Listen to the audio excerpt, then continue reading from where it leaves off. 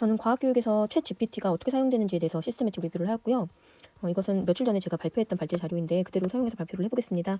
우선 챗 GPT가 22년 11월에 출시된 이후에 과학교사를 대체할 것이다. 아니면 학생들의 개별학습을 도울 것이다. 이것이 위협일지 아니면 기회일지에 대해서 교육계에서도 굉장히 관심이 뜨거웠던 것 같습니다.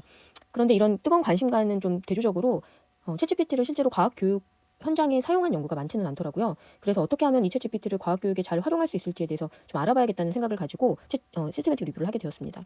연구 문제는 다음과 같고요.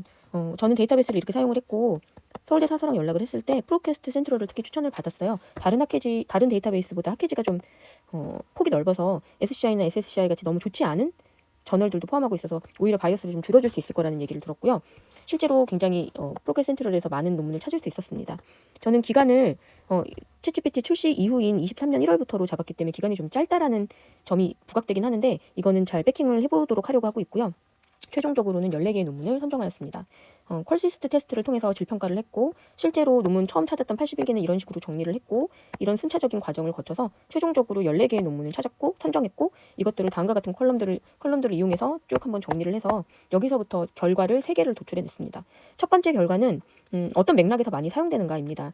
우선은 물리랑 화학에서 많이 사용이 됐고요. 두 번째로 어떤 연구 방법이 많이 사용됐냐면은 케이스 스터디가 많이 사용이 됐고요. 세 번째로는 어떤 컨텐트 레벨에서 많이 사용됐냐면은 하이어 에듀케이션에서 좀 많이 사용되는 경향을 보였습니다. 각각을 살펴보면 아직 챗 GPT는 굉장히 좀 선두적인 그 기기이기 때문에 어떤 장점과 단점을 가지고 있는지 사람들이 모르잖아요.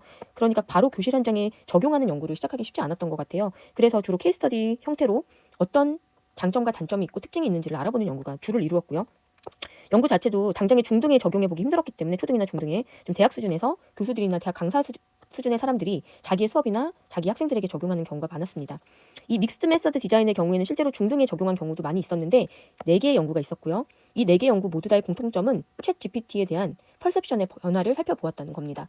이 챗 GPT에 대한 인식 변화가 이렇게 사전 사후에 조사될 만큼 중요한 것인지 좀 의문이 있었는데 실제로 다른 연구들을 찾아본 결과 이런 새로운 도구들에 대해서는 긍정적인 애티튜드로 바뀌는 것이 중요하다라는 얘기들이 있더라고요. 그렇게 돼야지만 이 도구를 사용할 테니까요. 그리고 실제로 이런 인식 변화를 알아보기 위한 도구가 각각의 4개 연구에서 모두 제시되었는데 그것들도 한꺼번에 모아서 제가 이 시스테매틱 리뷰 논문에 붙이려고 합니다. 그렇게 되면 이 논문을 읽는 사람들이 나중에 자신의 과학 수업을 구성할 때 좀 유용하게 사용할 수 있을 것 같다는 생각이 들었거든요.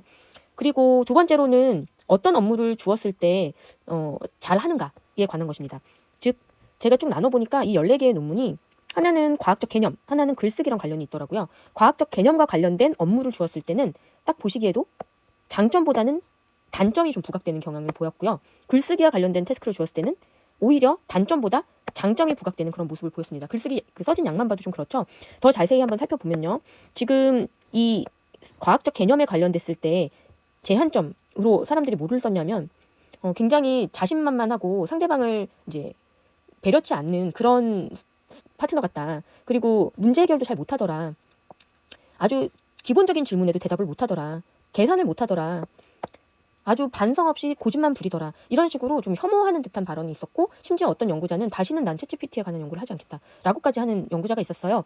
그에 반해서 라이팅에 관련된 태스크를 준 사람은 1등급을 받았는데 플레이저리즘에도 안 걸리더라. 이런 식으로 아주 좋은 리뷰를 주기도 했어요. 좀 자세히 살펴보자면 또 어드밴티지를 보자면 요약을 잘하더라. 이런 어드밴티지가 있었는데 이건 사실 사이언티픽 컨셉에 해당되는 게 아니라 라이팅에 해당되는 거잖아요. 즉 메인이 릴레이티드 사이언티픽 컨셉에 관련된 태스크를 주긴 했지만 여기에서 글쓰기와 관련된 어떤 간단한 것들은 포지티브하게 잘 했지만 실제로 과학과 관련된 것들은 좀 못하더라. 이런 것들.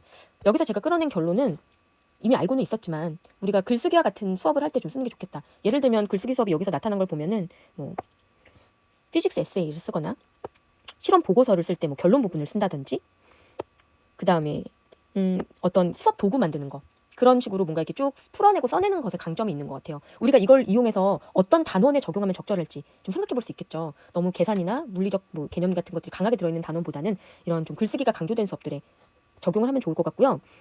단 하나 약간 특이했던 점은 여기에 보면은 FCI라고 그 역학 관련 문제 퀘스천웨어가 있어요. 근데 이거를 굉장히 잘 풀었다고 해요. 그러니까 좀 다른 연구랑 좀 대조적이죠.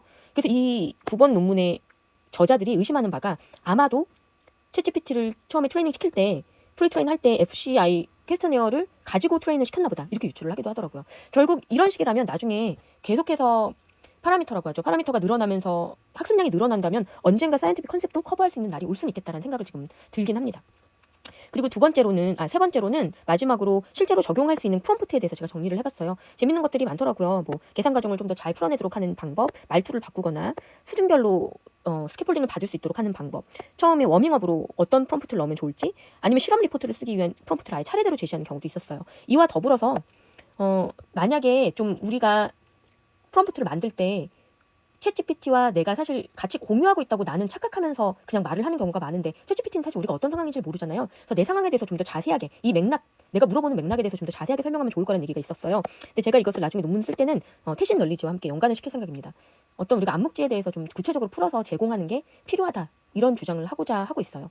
그리고 마지막으로 이 챗GPT가 만들어내는 에러에 대해서는 오히려 이걸 무시할 게 아니라 비판적 수업을 만드는 게 어떨까, 아이들이 이걸 가지고 비판적으로 사고할 수 있는 수업을 만들면 어떨까, 이런 제안이 있었습니다. 이걸 가지고 이제 컨클루전 임플리케이션을 조금 더 이제 강화해서 쓰고자 하고 있고요. 저는 기본적으로는 지금 영어로 투고를, 지도 교수님과 영어로 투고를 해야 될 상황이라서 이렇게 이제 준비를 하고 있는데, 혼자서 살짝 한국말로 투고를 해볼까 하고 이제 써보기도 했습니다. 근데 처음에 쓰는 과정에서 아무래도 챗 GPT의 이론적 배경을 이제 쓰려고 하니 참 이 부분이 어렵더라고요. 그래서 이쪽에 관련해서 좀 관심 있으신 분 있으면 같이 얘기를 나눠보고, 가능하다면 같이 라이팅도 할 수 있고 그러면 좀 좋겠다는 생각이 들었어요. 혹시 관심 있으신 분 있으면 같이 하면 좋을 것 같습니다.